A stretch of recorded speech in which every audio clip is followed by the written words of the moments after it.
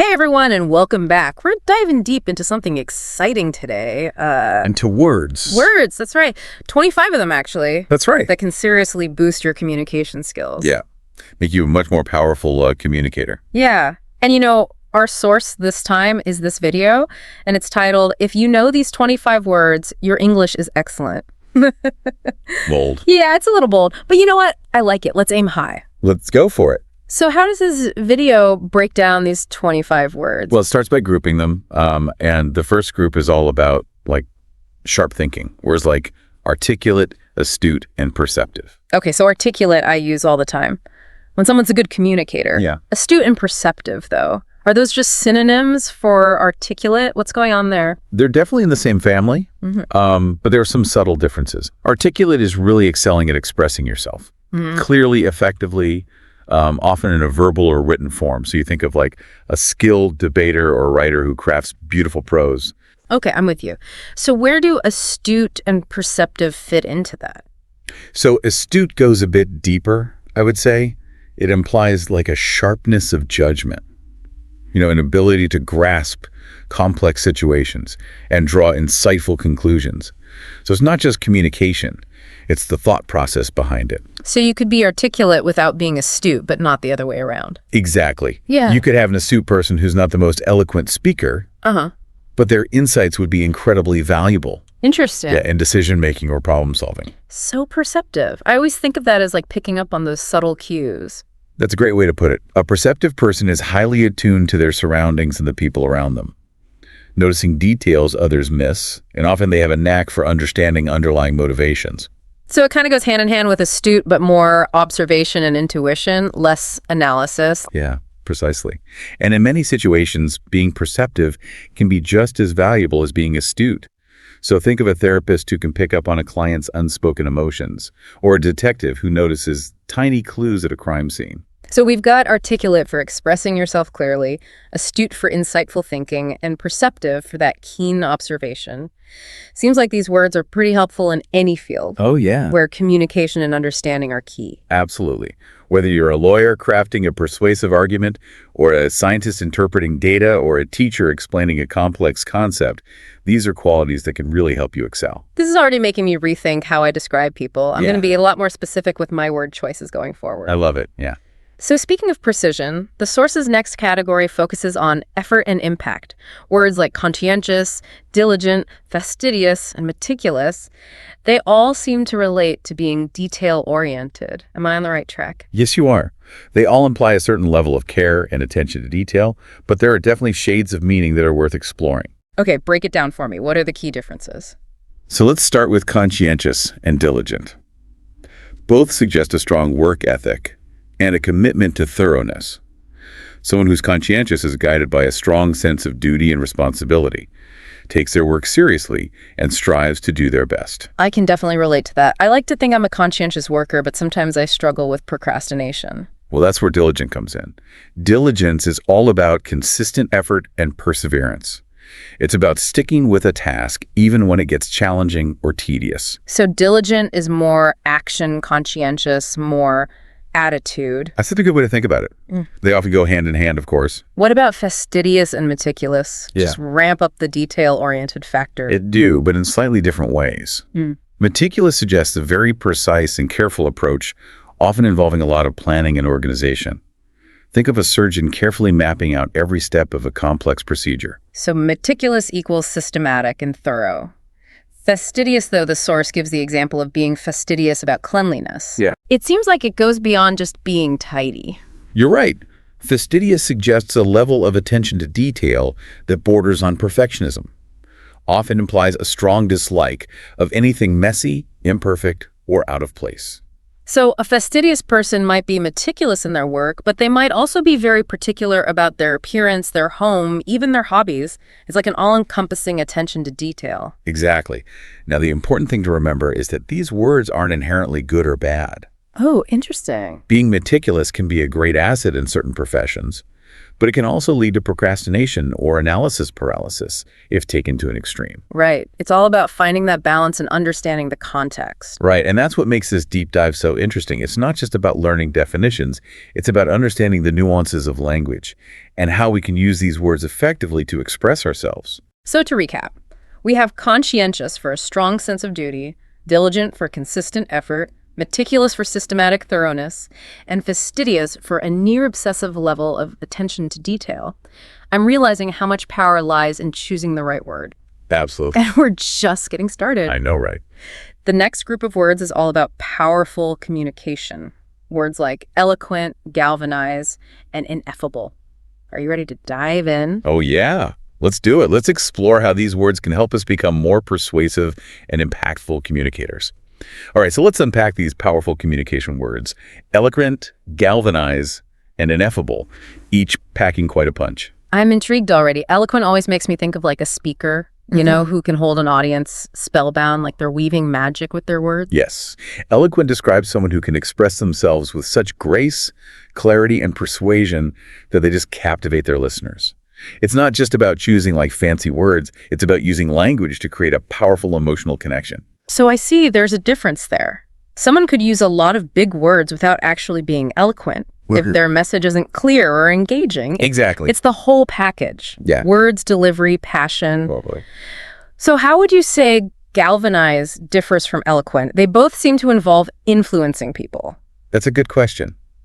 If eloquent is about captivating an audience, I think galvanize goes a step further and inspires them to take action. Okay. It's about sparking a fire, motivating people to do something. Yeah. So think of a political leader who rallies their supporters to fight for a cause, or a coach who gives a pep talk that ignites their team's determination. Okay.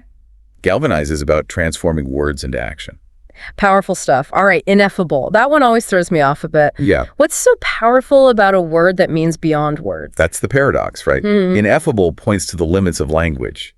Those experiences or emotions that are so profound, so overwhelming, that words can't capture their full essence. Like trying to describe the feeling of awe when you look up at a starry night sky. Yes. Or the overwhelming joy of holding your newborn child for the first time. Exactly. Words just don't seem big enough. Words aren't big enough. And by acknowledging the limits of language, ineffable actually adds to the power of our communication.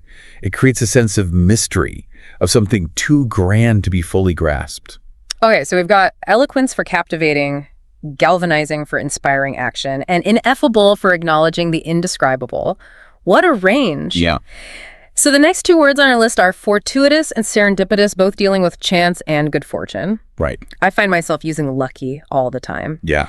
Do these words offer us a more nuanced way to describe those moments of good fortune? They do, yeah.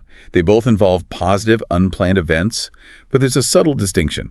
Fortuitous simply means happening by chance, especially in a way that's beneficial. So it could be a chance encounter that leads to a new job opportunity or winning a lottery you forgot you entered. Just plain luck. Yeah. Where does serendipitous come in then? Serendipitous adds a layer of pleasant surprise and unexpected discovery. It's not just that something good happened, but that you stumbled upon it without even looking for it. So think of finding a rare antique at a flea market or meeting your soulmate while on vacation. Oh, like the universe is conspiring in your favor, even though... This is what makes serendipity so delightful and memorable. This makes me think of when I was browsing in a used bookstore and I stumbled upon a first edition of my favorite author's book. I wasn't even looking for it. Perfect example. Felt like fate. So tenacious and resilient. Right. I see these words used a lot to describe successful people, those who don't give up easily. Yes. Can bounce back from setbacks. What are the key differences there? So tenacious emphasizes persistence and determination. It's about holding firmly to your goals and refusing to give up, even in the face of obstacles. Think of an athlete who trains relentlessly to overcome an injury, or an entrepreneur who faces rejection after rejection, but never gives up on their dream. That never say die spirit, right? Inner drive that keeps people going when others might give up. Exactly. Now, resilient is about the ability to bounce back from adversity. Okay. It's about adaptability and flexibility, being able to bend without breaking. Think of someone who loses their job, but quickly picks themselves up, learns new skills, and finds a new path. So tenacious is pushing forward despite challenges, while resilient is adapting to change and bouncing back from setbacks. Exactly. And both qualities are essential for navigating the ups and downs of life. You know, I'm realizing that some of these words, like tenacious and resilient, aren't just descriptive, they're aspirational. Yes. They represent qualities that we can cultivate in ourselves. That's a great observation. Learning these words isn't just about expanding our vocabulary, it's about expanding our understanding of human potential and striving to embody these qualities in our own lives. All right, we've covered a lot of ground. I know, right? We still have a few more words to explore, though. What's next on our list? Well, we've talked a lot about communication and personal qualities. Let's shift gears a bit and focus on words that describe different aspects of experience and knowledge. Sounds good to me. So what kind of words are we looking at now? Well, we've got prolific, which describes someone who produces a large amount of work, creates many things. Ah, prolific. This makes me think of like authors who seem to publish a new book every year, or artists who create a constant stream of paintings and sculptures. Yeah. Like their creativity is a never-ending fountain. Exactly. And being prolific often goes hand in hand with the qualities we discussed earlier, like diligence and meticulousness. Right. It takes a lot of effort and dedication to produce such a large volume of high-quality work. That makes me think of Mozart, composed hundreds of musical masterpieces in his short lifetime. Incredible. It's mind-boggling how Yeah. some people can be so incredibly productive. Yeah, it really is inspiring. And speaking of inspiration, another word on our list is exemplary, which describes someone who sets a great example or serves as a role model. Okay, so this makes me think of teachers who go above and beyond to inspire their students. Yeah. Leaders who embody the values they preach. Yes. It's about actions speaking louder than words. Precisely. An exemplary person not only sets a high standard for themselves, but also inspires others to strive for excellence. Okay, I'm curious about succinct. I know it means being concise and to the point, Yeah. but why is that so important? Well, in a world overflowing with information, being able to communicate clearly and efficiently is more valuable than ever. Okay. Succinct describes that ability to get your message across without unnecessary words or rambling explanations. So many situations where that would be helpful. Oh, yeah. Writing emails, giving presentations, Oh, yeah. having everyday conversations. Even Oh, yeah. nobody wants to listen to someone just drone on and on. No, they don't. So being succinct shows respect for your audience's time and attention. It does. It's about making every word count. Yeah. I'm going to try to be more succinct I think you should. going forward. I think it will make a difference. I think it will too. All right, so the last word on our list is nostalgic, which describes a longing for the past, often associated with happy memories. Nostalgia. I think we all experience that feeling from time to time, whether it's triggered by a song, a scent, or a photograph. It's like taking a trip down memory lane. Exactly. Nostalgia can be a powerful emotion. It connects us to our past and reminds us of the people, places, and experiences that have shaped who we are. It's funny how even seemingly insignificant things can trigger a wave of nostalgia, like the smell of freshly baked cookies that reminds you of your grandmother's kitchen, or the sound of rain that takes you back to your childhood bedroom. It's those little sensory details that can transport us back in time and evoke a flood of emotions. Yeah. Nostalgia can be bittersweet, of course, because it often reminds us of things that are gone, but it can also be a source of comfort and joy, Yeah. helping us to appreciate the richness of our lives. Well said. This deep dive into the world of words has been fascinating.